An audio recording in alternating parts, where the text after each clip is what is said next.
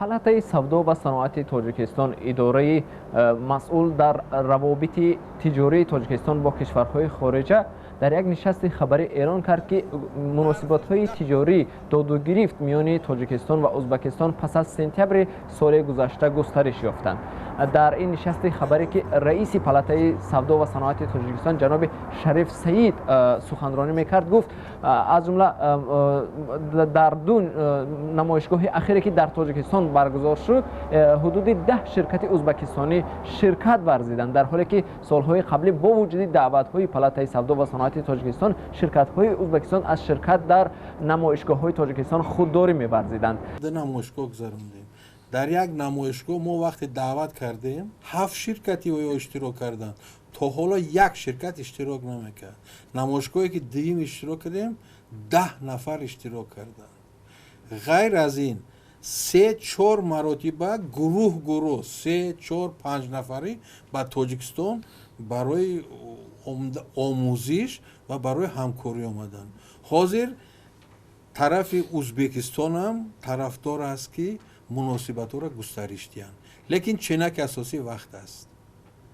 ҷаноби Шариф Саид ҳамчунон дар мавриди густариши муносибатҳои тиҷории Тоҷикистон бо Узбекистон дар арсаи кишоварзӣ гуфта гузашт. ба таъкиди ӯ, дар аввали соли ҷорӣ барои аввалин бор пас аз чандин солҳо нуриҳои минералии истеҳсоли Узбекистон барои кишоварзони Тоҷикистон ворид карда шуд, ки кишоварзони тоҷик албатта бо нархи нисбатан арзон метавонанд аз он харидорӣ кунанд. ҳамчунин дар поёни моҳи январи соли ҷорӣ қарор аст ширкати истеҳсоли трактор ва асбобҳои кишоварзии Узбекистон дар душанбе дафтари худро боз кунад ва ин ширкат ба кишоварзони тоҷик имкон медиҳад, ки онҳо тариқи усули лизинг трактор ва ё дигар асбобҳои кишоварзии Узбекистонро харидорӣ кунанд.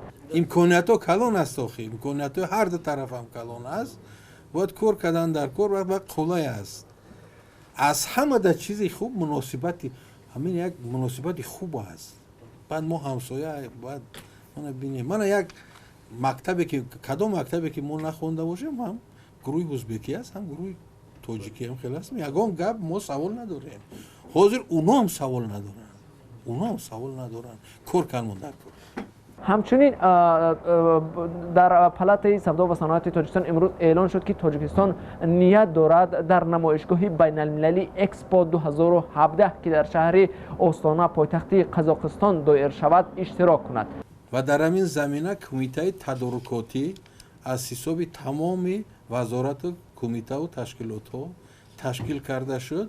раиси кумитаи тадорукотӣ муовини аввали сарвазири ҷумҳурии Тоҷикистон Давлаталӣ Саидов мебошад. ин намоишгоҳ, ки 3 моҳ аз 10 июн то 10 сентябри соли равон дар шаҳри Остона баргузор мешавад, ҳудуди 110 кишвари дунёро ба ҳам меорад ва мавзӯи ин намоишгоҳ ҳам хеле ба шароити Тоҷикистон мувофиқ, яъне энергетика интихоб шудааст ва Тоҷикистон ният дорад дар он ширкат варзад. албатта ва кишвар дар садад аст, ки нерӯ ва зарфиятҳои гидроэнергетикии худро дар ин намоишгоҳ ба маърази умум гузорад. Абдулло Ашуров, Амриддин Олимов, Радиои Озодӣ, Душанбе.